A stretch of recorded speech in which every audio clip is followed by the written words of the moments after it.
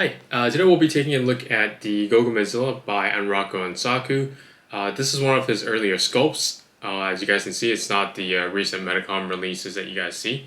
It's from his when he first did an animation of like these kind of caricatures that he had, and he turned them into soft vinyl toys. Back when he was still sculpting himself by hand and not using the computer.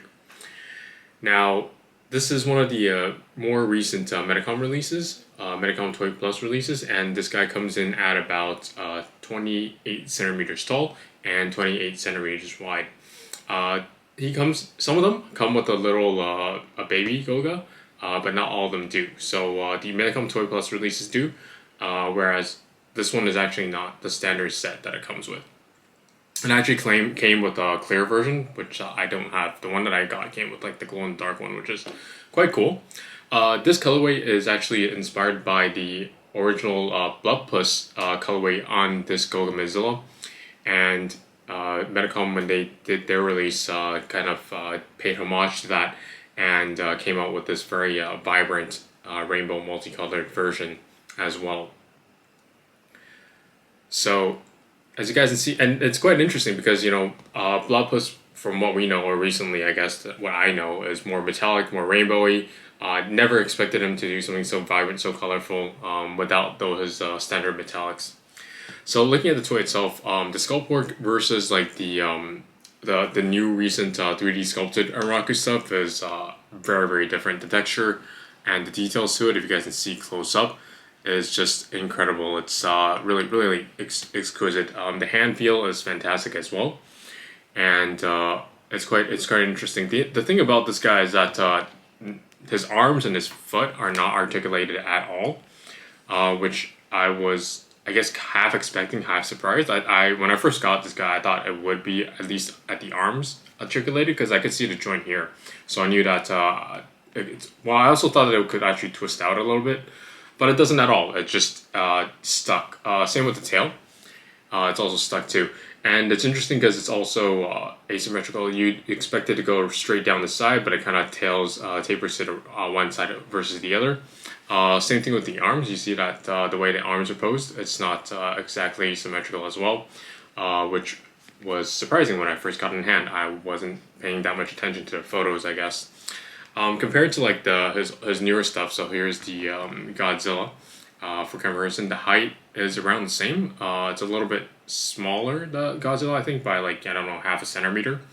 Whereas the biggest difference would be in the amount of detail in the sculpt that has been put, since one is digitally sculpted, one is hand sculpted.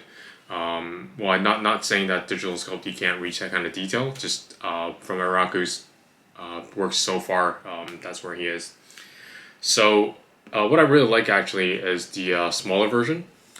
This guy is a lot more, it has a bit more of a, what would you call it, a bit more glossy of a paint finish, which makes it quite nice, especially on this sort of milky-ish glow-in-the-dark kind of color, which I really like. The texture on this guy is actually more interesting. It's not as even, so it's very nice to feel and touch in hand. It's a bit hard to try and imagine that personally, but that's the best way I can describe it. So I really like having this guy and feeling him out in my hand versus the bigger guy. So lastly, we'll go through, because this isn't actually done in the glow-in-the-dark version. So there's a few versions of this guy out right now. There's the original Blood Puss one, which will cost you a pretty penny. And there's the Metacom Toy Plus releases. One of them is in a solid color, a solid white color. The paint job is a little bit different. If you guys pay close attention to some of the pictures online, the paint application is different, and still rainbowish. Whereas this one is the glow-in-the-dark one, which is the last Metacom toy release of this guy, which is the one I have. And finally, I'll go and demonstrate the glow-in-the-dark. So yeah, let's do that. So if you guys can see the glow, because it's actually released quite a while ago, but the glow-in-the-dark is still very, very nice. So I think that it's very nice of a touch to have the Blood Puss kind of a very classic and very eye-catching colorway in this glow-in-the-dark color. And that's it for today. Hope you guys liked it. Let me know how you guys thought. If you guys knew about this, because some of them, in the recent years we only know about the new Anrakus. So if you guys are new to the scene, I hope that you guys got a chance to kind of learn about some of the other sculpts products from this guy, and let me know what you guys thought of it. And yeah, thanks. Please don't forget to like and subscribe. Thanks. Take care. Bye bye.